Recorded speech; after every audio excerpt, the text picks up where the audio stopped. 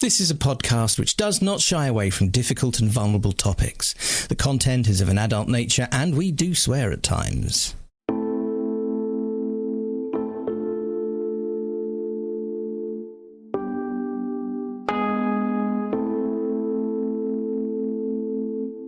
Welcome to the Autistic Licensed Podcast. I'm Siana and I'm in Carrickfergus in Northern Ireland. I'm Leo in London. We invite you to listen in on our conversations as we experiment with unmasking in an autistic space. We talk about what it means to discover we're autistic as adults, especially with established careers as therapists. We want people to know that autistic therapists exist and to broaden the conversation about neurodiversity. You're so welcome to join us, whoever you are and wherever in the world you are. We hope you'll find something of interest and connection here.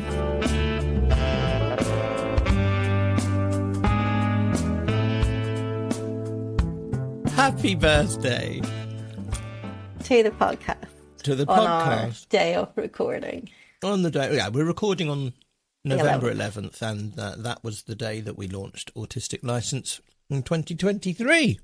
Yes, 11/11. 11/11 at 11/11. 11/11. Yeah. Because we're autistic. Oh, yes. Nice, neat numbers lined up symmetrically. Like little matchsticks. Mm-hmm. Is that what you see? That's what I see when I look at it in my mind.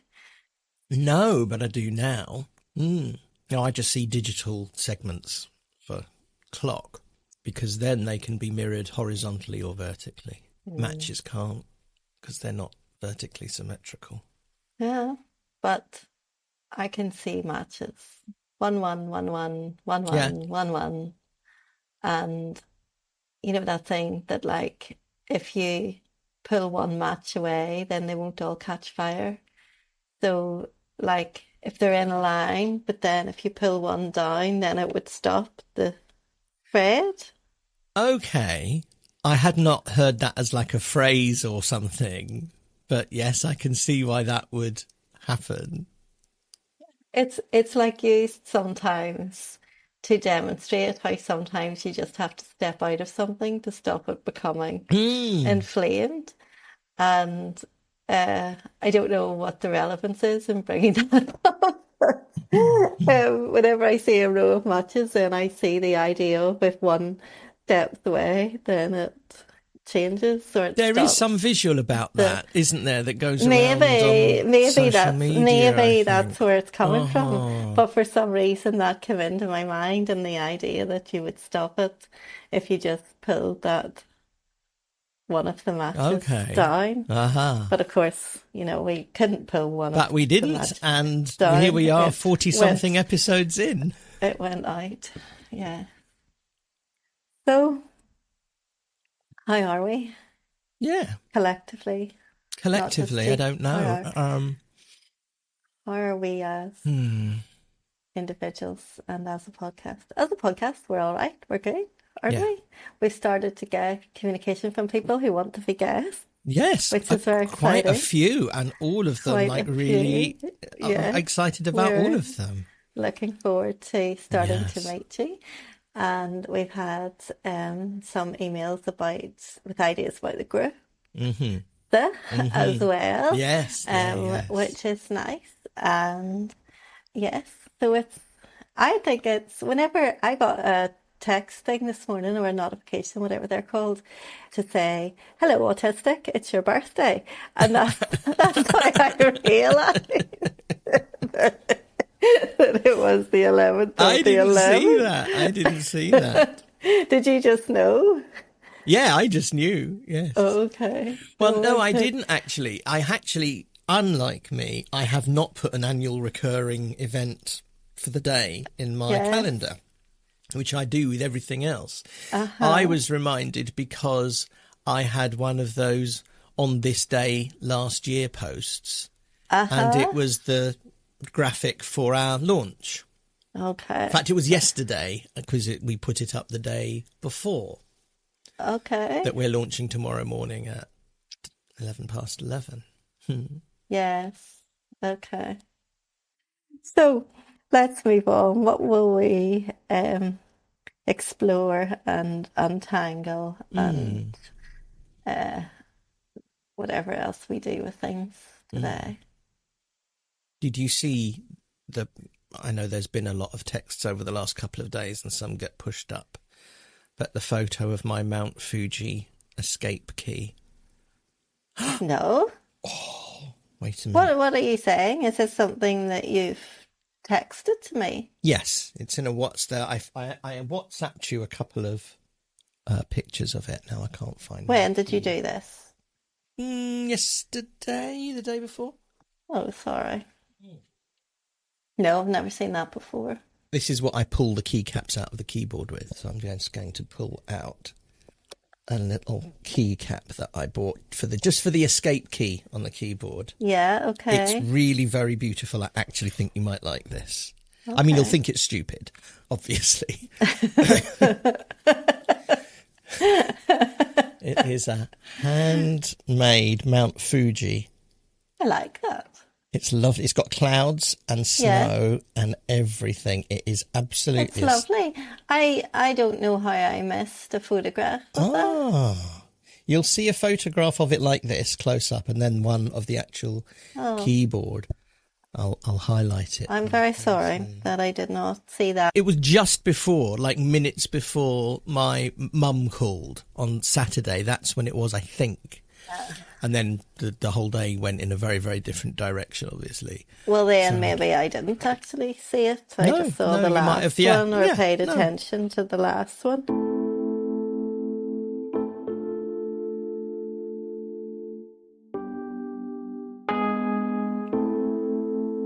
So here's something that you don't know.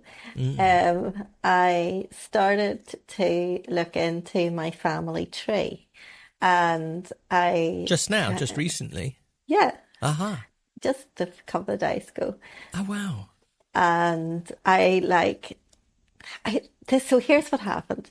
I was tracking back. So the hint that I got was on my maternal grandmother's paternal side. It just started to show up all these things. And I was able to look at censuses and marriage records and check who these people were, and I found this woman. I've got so excited because I feel there's something about her. And she's my granny's grandmother, and she actually died the year that my granny was born, so they wouldn't have known each other. And she had a sister who's got the same birthday as me. And I've never known anybody that has the same birthday as me. And I've always felt like I didn't really, I never knew where I came from. So it's really new to have this interest. But it was also, it's oh, okay. So if that birthday isn't really a common one or something, and then now it's coming up, I don't know, it did something for me. And then I kept tracking back, and so this is Granny's sister, okay? Then that person's paternal grandfather. This will be your great grandfather, or another great. Maybe another great. I don't know. Anyhow, guess when his birthday is? No. My birthday! No. So there are two. This is the first line that I've tracked. And there's these two people, two generations apart, that have the same birthday. And I, most of them had 6 or 8 kids. And I scanned all the birthdays because it was more looking at the years. But none of the other ones rang any bells. They weren't birthdays that I know. And I wasn't expecting that there would be another one that would come up, but it did. So it was just weird, but there was something about that, and starting to realize somewhere that I came from, and that maybe then that had some kind of significance in that family line. Maybe it doesn't. I don't know if anybody, most people are interested in who the people were, and maybe it's an autistic thing to be interested in dates. I think we were talking about dates at the beginning of this. That's right. It really did something for me. And I don't know why I have never done anything like this before, because it's just absolutely fascinating. Yes. You know? Did you do this like through one of the websites like Ancestry? Ancestry, yeah. Because they Ancestry. often do a little free 2-day search. Is that what No, happened? I paid for the kit because I want them to do the kit, because you've done it before through 23andMe. Yeah, so genetics. I paid for the wee kit, so the wee kit is coming in the post. Oh, but fantastic. in the meantime, you can do all the searches. Okay. In fact, I might have a 3-month trial with the searches and then have to pay after the 3 months. I don't know. I can't remember what the whole thing was. But whatever I did put in, which was the basics, brought up these other family trees that I was able to cross-reference and find these people. I think it is accurate because I was being accurate and other people have done the work locally, for to be able to put it across. But it has really fascinated me. That is amazing. Because when I did my gene sequencing thing, it wasn't through an ancestry website. I thought you did it through 23andMe. I did. Yeah. So they don't do that thing with do they not? Researching you can get connected to people who have also registered with them, and there are lots because it's such a big one. Yeah. And so I do get regular emails, and this is obviously several years later, saying, here are your new third and fourth cousins who have just kind of registered. They're all in America, the ones that I'm related to. But I think people in my family have started this kind of thing off, and I do need to get some access because I think there has been some work done. In my case, it's not as good as your coincidence because your coincidence is date related and it's very specific. But my mum's family, my maternal grandparents, were born to Belarusian immigrants on my grandmother's side and Polish immigrants on my grandfather's side, on my mum's side. Yes. That's her parents. And they came over to this country at the turn of the last century. Yes. They were Jewish, escaping persecution in Eastern Europe, and they settled in where a lot of Jewish immigrants did at the time, around kind of Bethnal Green, Whitechapel area of East London. It was a Jewish ghetto, essentially. My dad's family part of them were French Huguenot. Now, this is the bit that he will know quite a bit about because he's done some work on this. Yeah. But they came over at least 100 years earlier than that, but they settled in exactly the same area. Okay. Just about 2 or 3 generations in the apart. early 1800s. Maybe earlier. I don't know. This is what I don't know. So maybe I'll edit in a little voiceover part here where I have spoken to my dad. Maybe I'll bring my dad onto the show and not get him to tell me about the French. I've just remembered an anecdote which I don't think we'll keep in probably, and it's not really relevant, but I have to say it out loud now because I've thought of it, which is that a guy that I used to work with, he's a real history buff, and he actually runs one of the big reenactment societies. They specialise in late period Romans in Britain. So they've been in films like Gladiator and stuff. They get hired to do all that kind of thing. Because it's about kind of ancient British history, they do every now and then attract some rather unsavoury people who want to talk about pureness of blood and no foreign blood in me, and I've traced back, and we go. Now, he had a really lovely argument against those people, which unfortunately my autistic mind immediately found a flaw in. But basically, there's you, that's one person, you've got 2 parents, so there's 2, they've got 2 parents, so that's what, so exponentially, as you've just demonstrated probably on your computer screen or whatever, that's the branch, that's the tree, it just multiplies and multiplies, obviously. And what he was basically saying is, you don't have to go back very many generations, and he did have the number, maybe I need to look that up, until you have more direct ancestors than the population was at that time of the whole of Great Britain. Okay.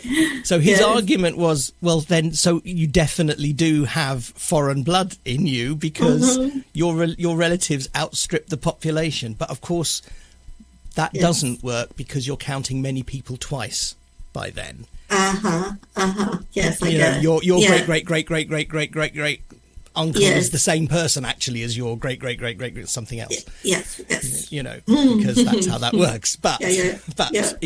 but it was a lovely argument, and it did shut a lot of those people up because they didn't Yes. necessarily have the autistic brain to spot the flaw in it that I did. Another one, and this I looked up yesterday, not knowing obviously that you'd been at this. Yes. That this was going to be relevant. Of all the people, everybody who's ever been born, from the first human to today, all the births added all up, right? How many of those people are walking the earth today? And it's about 1 in 18. Huh. It's a huge amount. I don't get that. Say that again. If you gather all humanity that's ever lived and is living now, all in one number, everybody who's ever been born. So why do you say 1 in 18? Because they know.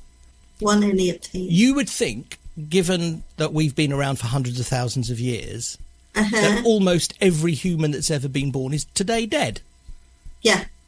But actually, way more than you might imagine are actually alive today.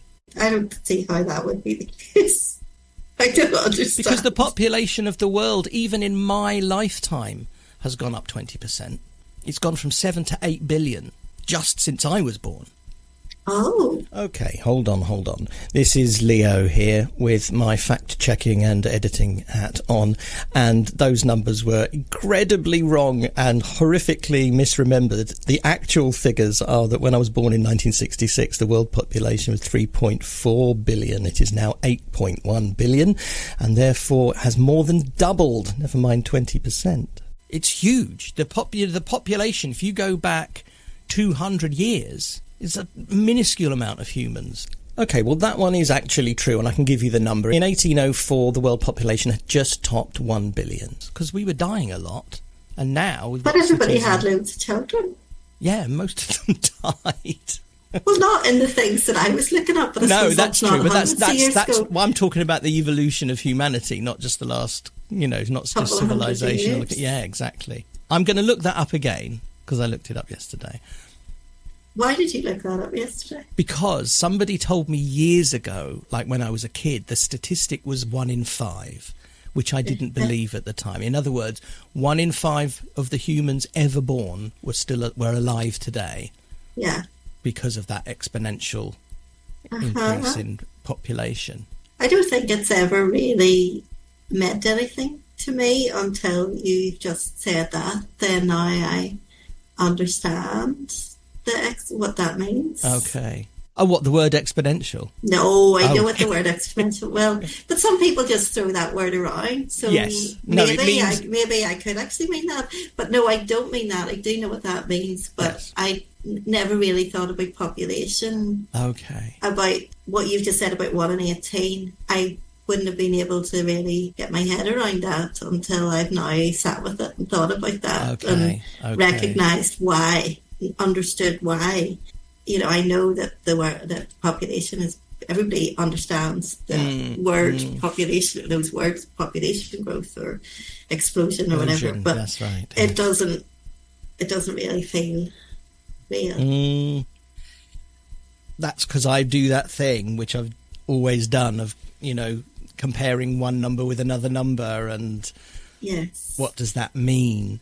Because that's the only way I can understand. Again, we're back to practical examples, actually, because I can't do maths at all. But I can do comparisons of amounts of things or comparisons of timelines. Yes. That kind of thing. That's it. Not only can I do it, I mean, that's really exciting to me. You like that? Yes. Oh, my teeth are so smooth. Why? Because they've been cleaned? I hate that. I can't let a hygienist anywhere near my teeth. My dentist just does it.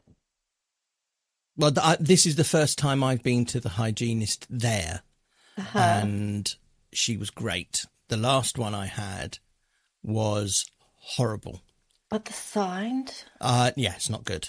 It's not good. The next time I'm taking earbuds with me, and I shall explain. The sound was bad, and there's just one little area where the pain just went, you know, it was just, Yeah. My thing though it's not the sound or the pain. For me, the worst thing is breathing and swallowing.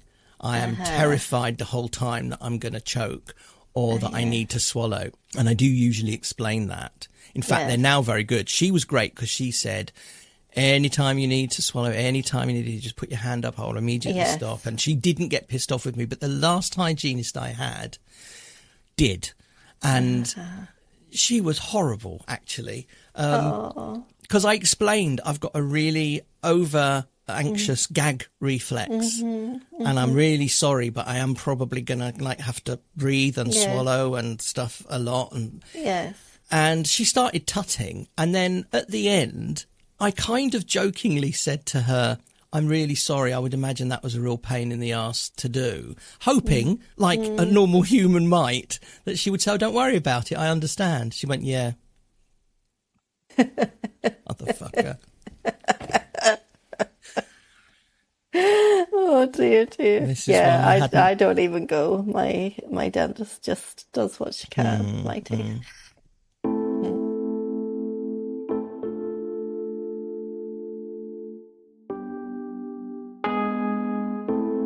That's what I wanted to ask you, actually. So let's just go back to that a little bit. Because obviously I can see that you are excited by it. Yeah.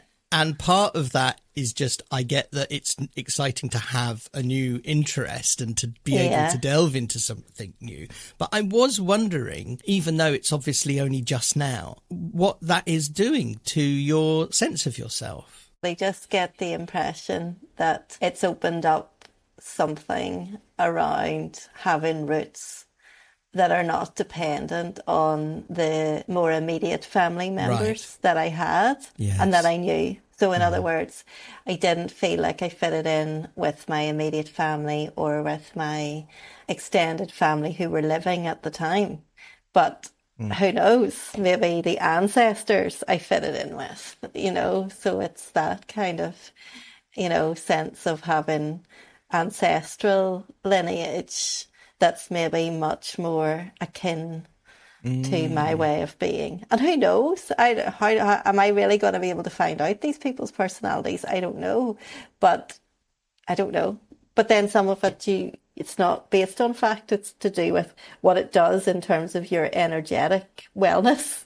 Yes. You know, and I believe that we can find ways to link with all of that. And there's something in my spirituality to return to that topic that says that actually I'm open to whatever comes through and connecting with the well ancestors and healing some of the legacy stuff that's been passed down that I mightn't know why it's there, but it's in my DNA. And, you know, neuroscience has shown that we carry DNA 14 generations back, you know, so traumas that went on then will be in us epigenetically.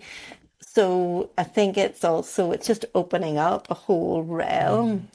And in, you know, that the podcast that we are currently editing has a wee bit in it from 3 weeks ago, whatever, that we recorded about the supernatural superstition Halloween. That's right. And we didn't branch on that day into autistic spirituality.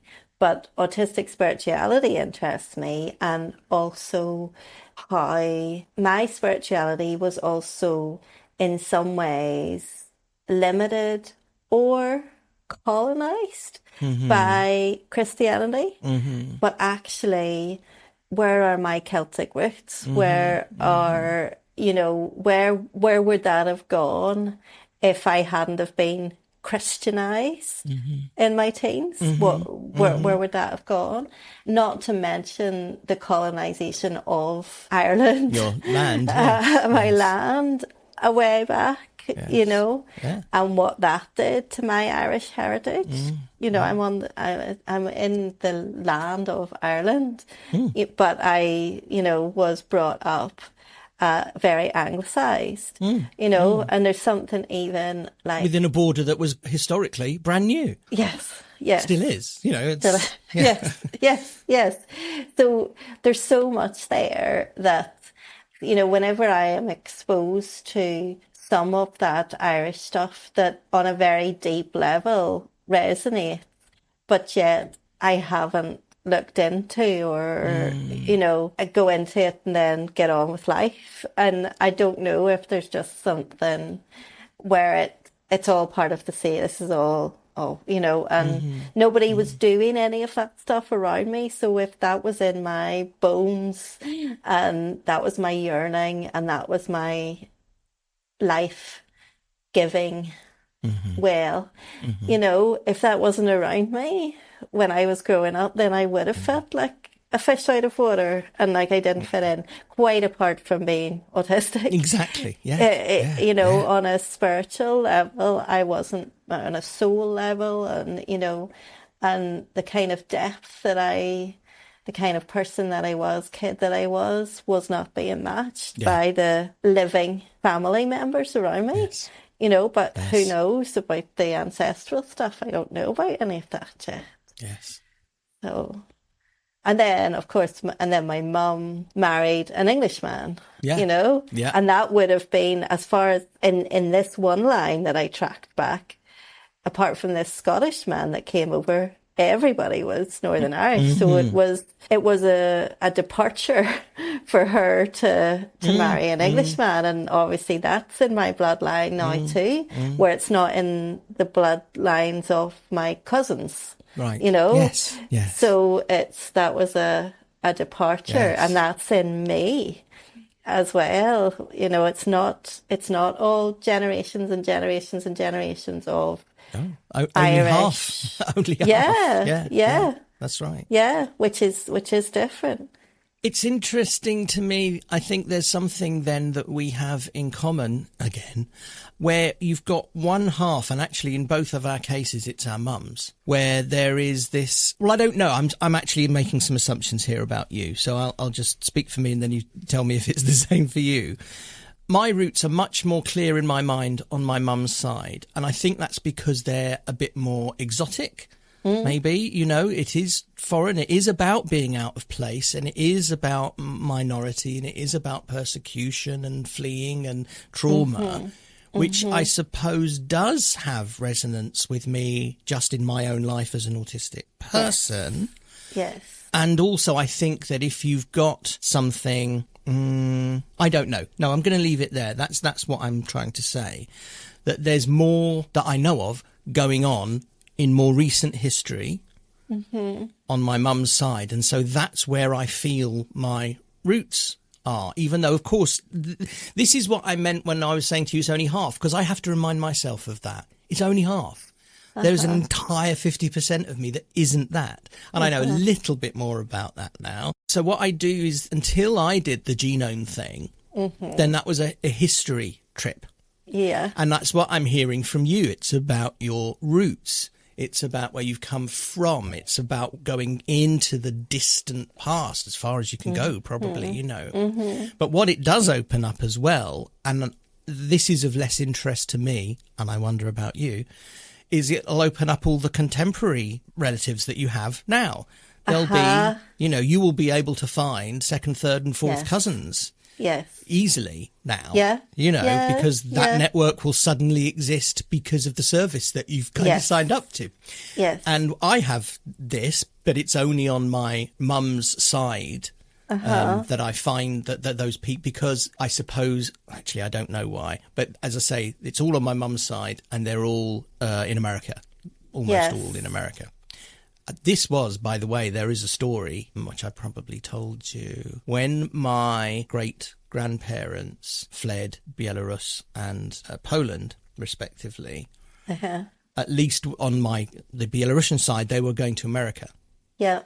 And it was a horrible journey. And they got to England, and that was enough. They'd had enough. They got to London and they stopped. But one of the younger brothers did continue on and then lost touch. And so now I am back in touch with that line in the United States. Yes, yes, yes.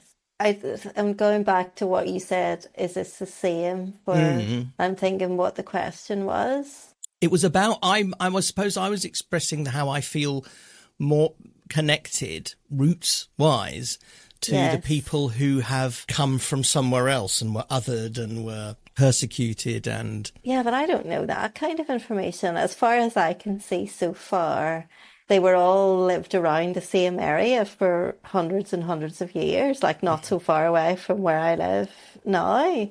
I suppose what I was thinking about was more the persecution and othering, because you were talking there about cultural and generational trauma and colonisation. Mm-hmm. I guess, but I think that's different than what you were saying in that they weren't displaced. I haven't got any hints yet of anybody actually... No, not geographically.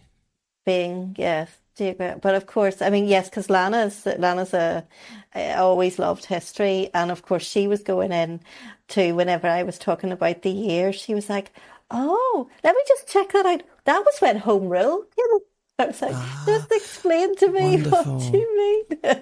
Because she knows all that stuff and I don't. I'm not very good at that kind of thing. But she was finding out all of that and relating to some of the things that I was saying and bringing in. Yes. Those kind of things. She's great, really, actually. Imagine that she just knows all that stuff. Yes. That's amazing. So, yeah, she's able to kind of pull in the history knowledge. And there's something as well that I kind of have to contradict myself now, because that, of course, if my dad's side come from French Huguenots, well, that was the same thing. That was religious persecution that made them flee from France to come here. Information. Okay. No, Protestants who were persecuted by the Catholics and in France had to flee France and came... In what year? From the 1500s to the 1800s. It was quite a long, 16th, 17th and 18th centuries. Yes. Two significant waves, so I'm reading now, two significant waves of Huguenots migrated to England. The first after the St. Bartholomew's Day massacre in 1572, and the second where 50,000. I mean, that was not, again, you see, you're looking at tiny little populations. Why is it important that we know these things? Is it part of, just the autistic search for having a place in the world? I don't mean geographically. But no, I don't see it as being a specifically autistic thing, really, although I can see how I could make it into it. But I see it more of like a personal development or healing, in the sense of how it affected me by seeing the birth dates and thinking, maybe I'm meant to be here. Yes. I don't think that I've had isn't that about anything like that. A sense of having a place in the world. That's just what I was saying. But not as an autistic person. No, not as an autistic person. I mean that my existence. Yes. It goes right back to that stuff that we talked about. The TA don't exist. Back to that of something in me. Weird though it sounds to associate it with dates. Something in me goes, but actually, I was meant to be born on that date, and I don't have the. Whenever I was within Christianity for that length of time, and I believed a lot of the, dogma around God creates you in your mother's womb and determines your days and things like that. So I was told that, I was comforted in inverted commas by that. For the time that I just accepted that, which, as we said, was relatively short because I always had all my issues with it. But for a time within that, I thought, I really am, quote unquote, meant to be here. I am special. Wow. I am, here for such a time as this, that kind of thing. Yes. And that was the only time I had that. I didn't have that just because of existing. I had it because I was given it in that framework for that period of time. And then I gave it up when I gave up that framework. But there's something in these numbers and in this birth date that has given me something similar of a sense of maybe that was part of something bigger. And I don't know if I'm going to listen back on this or if I'm going to question this again another month. This only happened yesterday or the day before. Something in it gave me that sense of maybe I am actually significant in this line. Yes. And, you know, it doesn't matter, I'm going to say, what you make of this in a week or a month. This is a very real feeling that you have right now. Yes, and maybe it doesn't matter why it's come, but it's no. come. Yes. In a way that it hasn't been there apart from those times in Christianity. Yes. Yes. I'm going to maintain that there's an autistic part of this, not necessarily in who you are and who they are, but just in how you have found your way to that feeling. And it was by, in this particular case, making some significance of some numbers and the actual interest and focus that you had in getting there in the first place. Yes. I mean, there's no other way that we can do these things, because it's not like we're not going to be autistic in the future or we weren't before. So kind of who cares? Yes.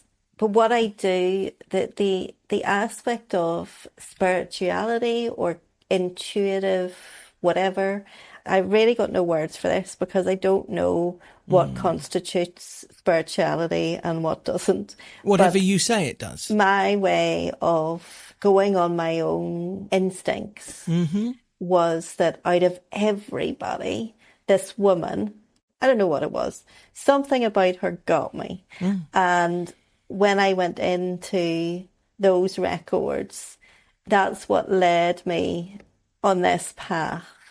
And you know, the way it's something like where if I work with images or I facilitate a client to work with images you just know what you know. And there's no point in analysing or why did you say that or anything like that. You just ask for the answer and the answer comes. And there was something around what I did with that, that making sense in the moment now of it makes me feel like whatever way all of that's connected, my psyche chose to use it in a certain way to get the need met. And my psyche meaning my individual psyche as well as the collective unconscious that feeds into all of that and uses whatever it needs to use to plug into something primal that somebody needs an answer to. And it had that kind of quality to it.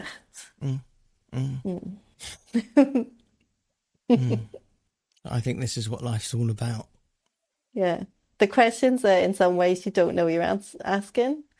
But then there's also very much like that episode. So actually, listeners, just to track this, there's one that we're editing at the minute, and we talk a little bit about superstition and the supernatural and spirituality. And I guess that's where I think that being that kind of person is very key to who I've always been. And I don't see it as superstition, but I also don't fit into the cold logic of like a stereotypical autistic person. There definitely is a strong intuitive sensing my way and knowing what I know and trusting that no matter how it might fly in the face of other rational arguments or whatever. I think I'm wanting to explore that again, and that's what I was saying earlier on about feeling like in some ways that had been colonised away by the Christianisation, but it's still there underneath. There's a huge amount of resonance in the broadest sense about what you're saying about yourself there, and I'm not going to be able to put it into words. I'll try and do something around it. It's about the stereotype for a start, yes, of the cold logician who is the autistic, usually man or boy, but an autistic person. Actually, I think that exists. You know how you say that the traits, the symptoms, the displays or whatever, the characterizations and definitions of what autism is are based on the traumatic responses of an autistic person, right? Yes, exactly. Yeah. Distress responses, that's right. And I think that's where that part of the stereotype comes from. I'll just say I have to make sense of things, which is everything, that doesn't make sense.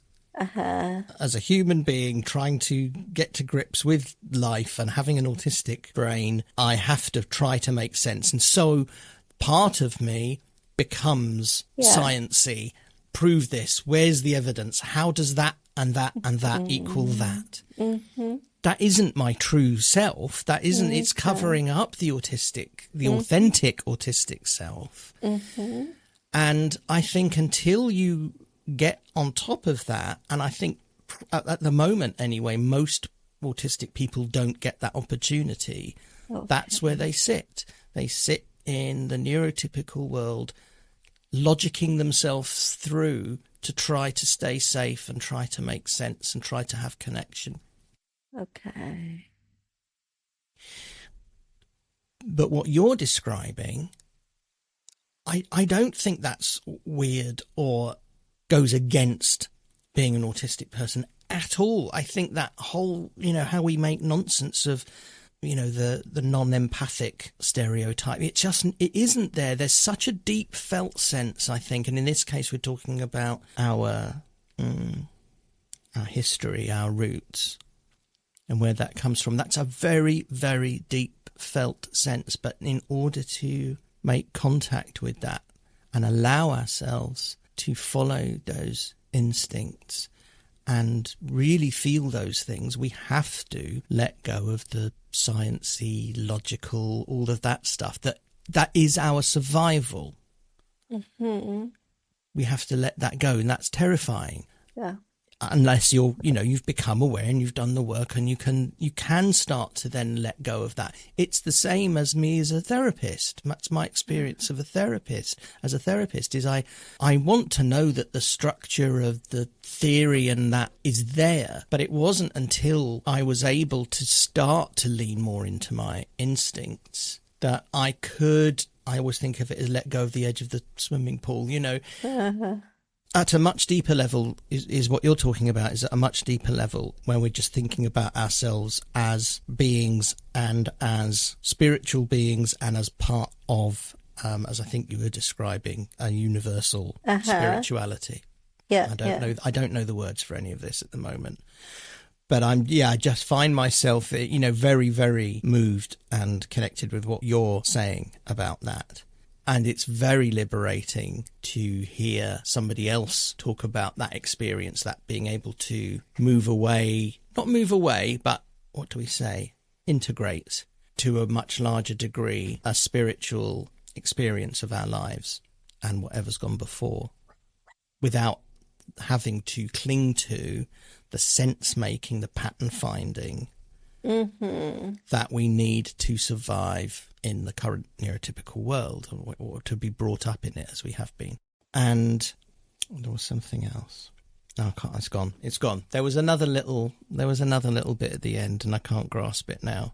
I had a few more words than I thought I did for that. Oh yes, that was it. So your way in.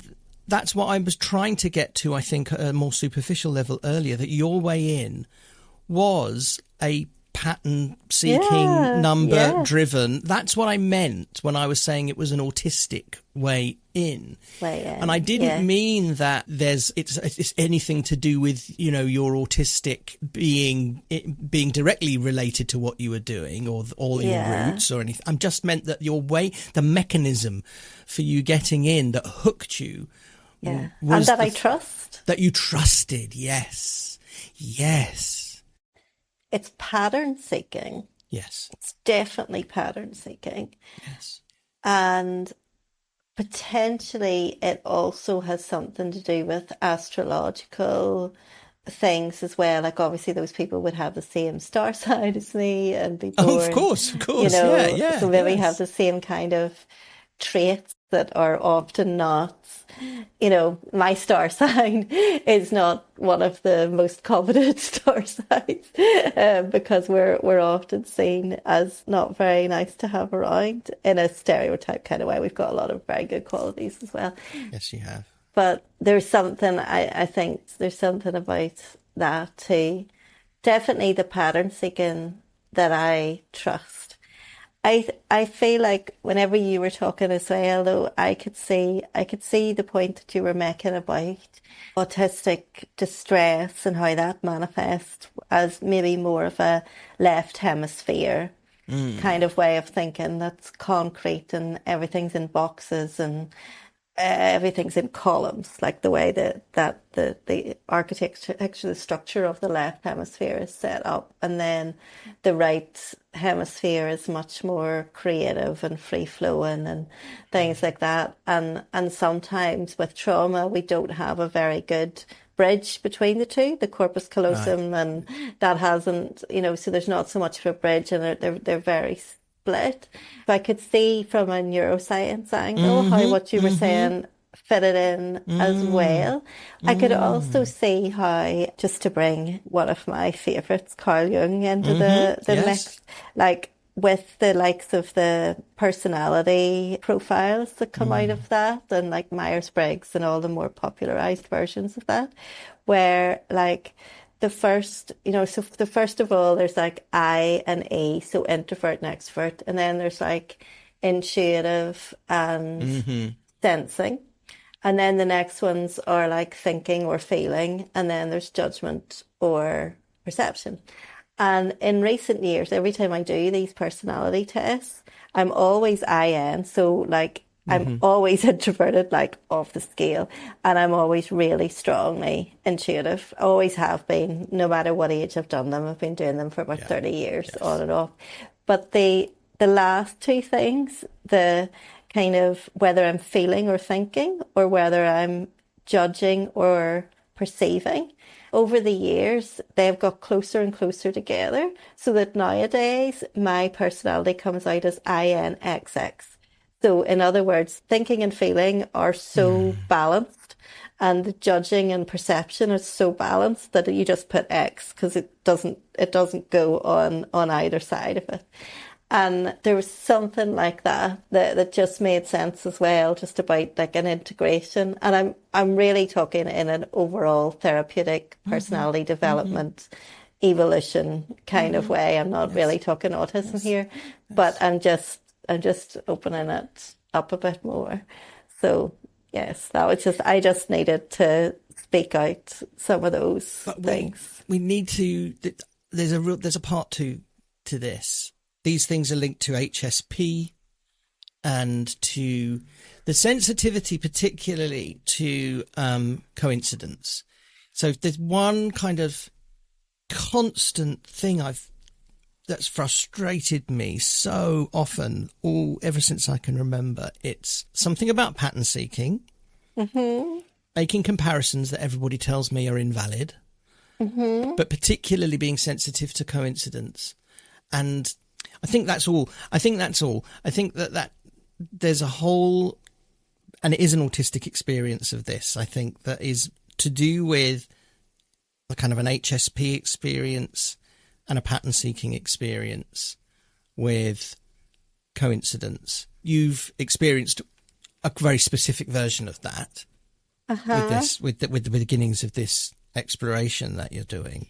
It really I think I'm trying to say something like it really validates that experience for me of the pattern seeking, of the getting such a thrill, I mean a genuine deep soul thrill from coincidence and spotting those things and working out how unlikely it was, and it must, attributing meaning sometimes, but actually not necessarily. That was one of the gateways through to.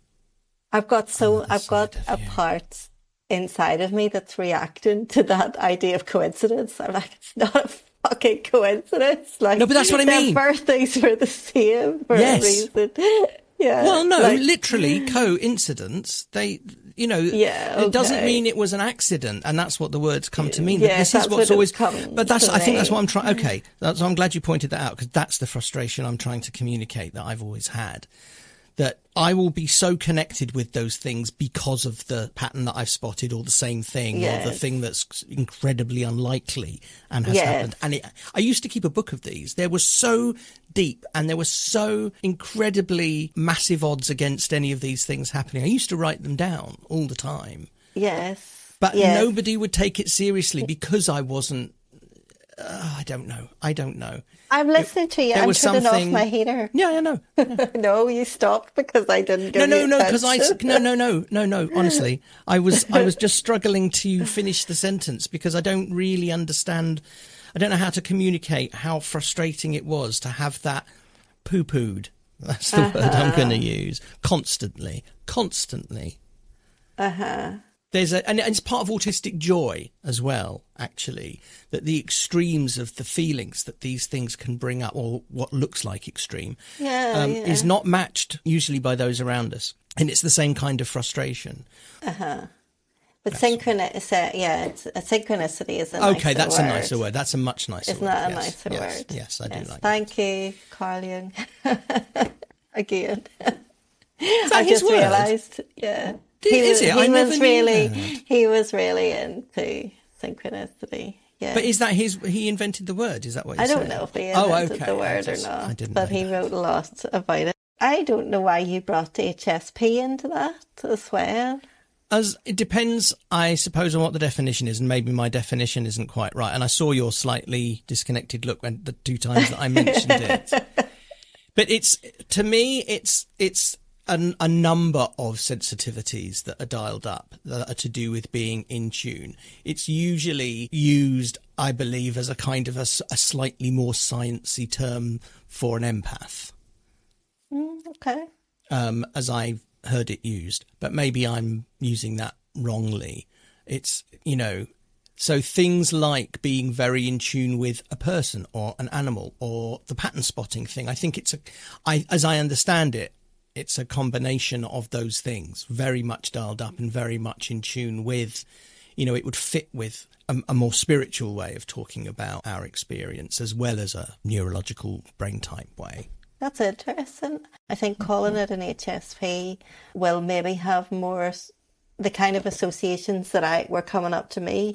That might be kind of confusing to some people listening, because a highly sensitive person, oftentimes people will take on that label rather than, like, I thought I was an HSP for 15 years before I realised I was autistic. And a lot of people will buy into that label because it's not so stigmatised as autistic. Okay. But actually, I see what you mean. Elaine Aron, who wrote about this back in the 1990s, she said it was the complete opposite of autistic. And she, in many ways, set up a real kind of division between autistic people and HSPs, and actually that's caused quite a bit of damage, and so there are a lot of autistic people who would say that HSPs are autistic, but actually just can't handle the label. They don't want to call themselves autistic.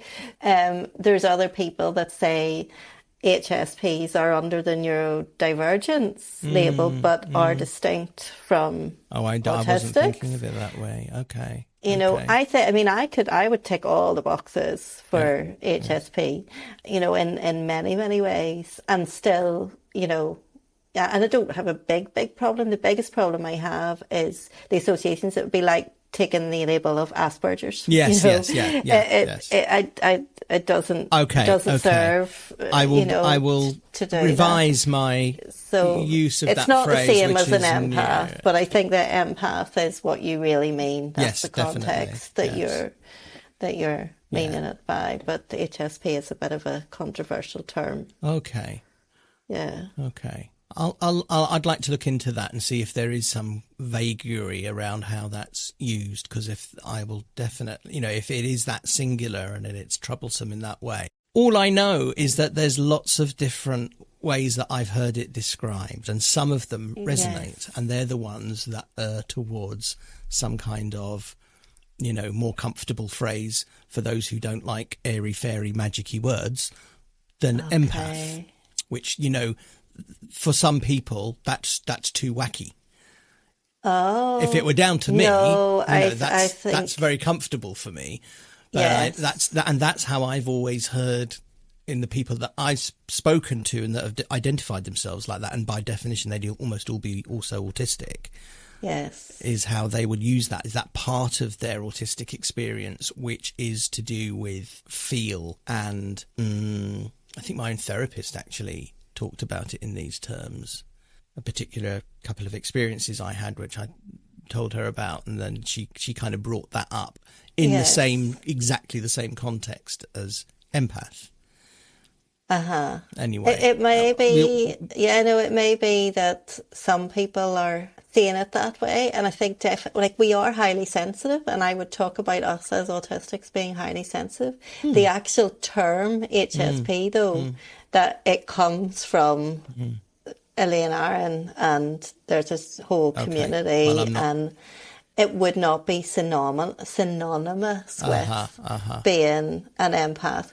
But it's like, orchid children or any of these things that have been kind of devised to describe sensitivity, but then it's also become a profile.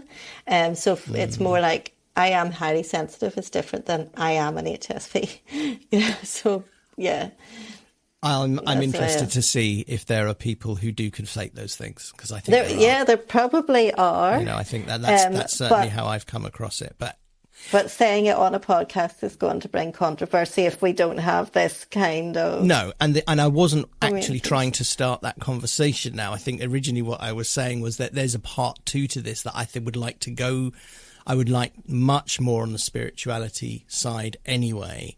Yeah. And for that to go onto the area of synchronicity and empaths and that side of the experience, because it's a part of me that I don't talk about very often at all, because it doesn't occur to me mostly, and because usually I suppose the people that I'm talking to would not be the people that would maybe be interested, or I don't know. I think maybe I over expect that kind of cynicism. But I would like to talk more about that. Yes. autisticlicense@gmail.com. Do you want to hear this or not? Of course you do. Speak now. They don't have to email in. I can sense it. No, you can't. I can sense the enthusiasm. Do you want to hear updates about Leo's ADHD medication? No. Intent, or do you want to hear about spiritual experience? Yes. As an autistic person. You've just done an episode without giving an update, even though you're on full dose of ADHD medication. Oh, well, I'm on... yes. Do you want to do a very quick 5-minute I haven't noticed. I kind of think you have should. not noticed a great deal of difference. The miraculous, I am going to use that word, effects of how the medication is helping me to focus and concentrate and get through stuff and feel brighter and more optimistic are definitely still there. And I will see my psychiatrist at this weekend to discuss what to do next. Well, but has there been a big change between doubling it compared to the first? No, that's what I'm saying. That's what's really, really interesting. That's what I'm saying. You noticed the change with this supposedly non-treatment dose. Yes, non-treatment dose, but actually once you've gone on to the it's still the same standard normal dose. It's not really got any better. That's right. Yeah.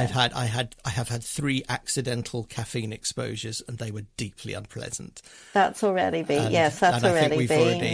There hasn't been a recording since you went on to the full dose, you see. So it kind of, for anybody who is following the podcast for that, then that's good for them to get their little update there. Okay. We need to wind up, don't we? We need to wind up. Good one. Yeah. So, thank you for being with us, lovely listeners. Yes, indeed. Speak to you soon. Bye-bye. Bye-bye.